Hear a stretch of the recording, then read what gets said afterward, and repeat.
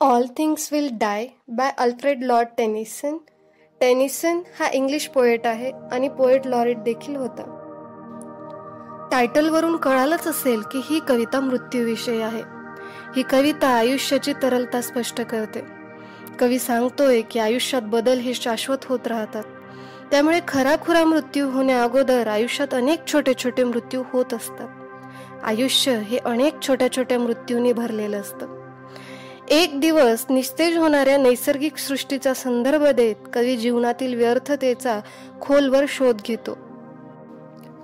माझ्या डोळ्याखाली स्पष्टपणे वाहणारी निळी नदी झंकारत आहे. आकाशात मोठ्या प्रमाणात उष्ण असे दक्षिण वारे वाहत आहेत. दक्षिण वारे म्हणजे जे दक्षिण गोलार्धात तयार होतात आणि उत्तर गोलार्धाकडे वाहतात.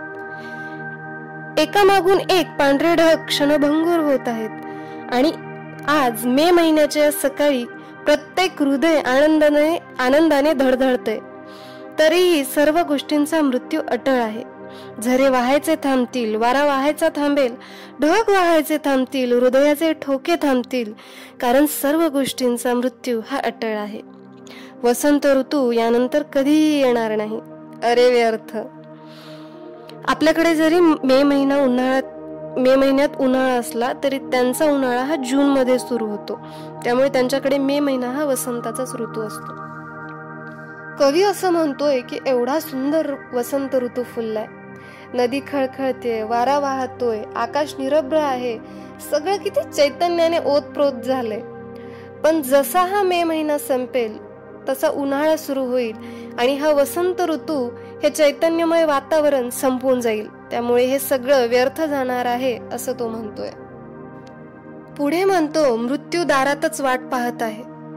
पहा, आमचे सगळे मित्र सोडून जात आहेत.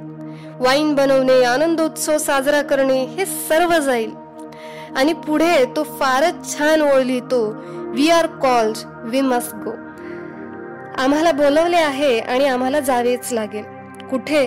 तर खूप खोल, खूप अंधारात आपल्याला झोपावेच लागेल. म्हणजे ख्रिश्चन धर्मात मृत्यूनंतर जमिनीत पुरलं जातं. त्यामुळे दारात उभ्या मृत्यूनी बोलवल्यावर आम्हाला जावंच लागेल खोल अंधारात जमिनीत, असं तो म्हणतोय.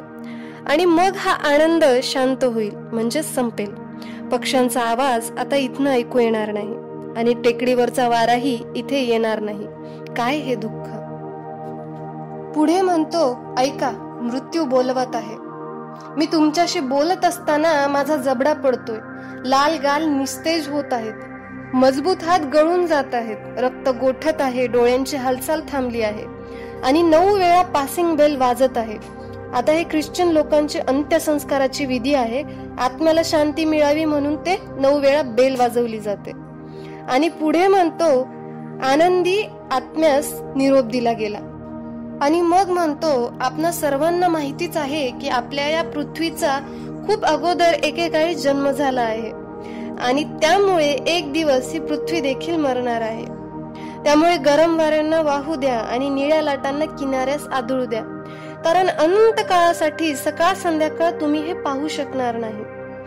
प्रत्येक गोष्टींनी एक ना एक दिवस जन्म घेतला आहे. तुम्ही यानंतर कधीही येणार नाही, कारण सर्व गोष्टी मरणार. थोडक्यात कवी म्हणतोय की आयुष्यात कोणतीही गोष्ट शाश्वत नाही. प्रत्येक गोष्ट कधी ना कधी निर्माण होते, जन्म घेते आणि अशीच एक दिवस नष्ट होते. त्यामुळे तुम्ही घाबरू नका. प्रत्येक गोष्टीचा अंत अटळ आहे. अगदी तुम्ही जिथे जन्म घेतला आहे ती पृथ्वी एक दिवस नष्ट होणार आहे. धन्यवाद.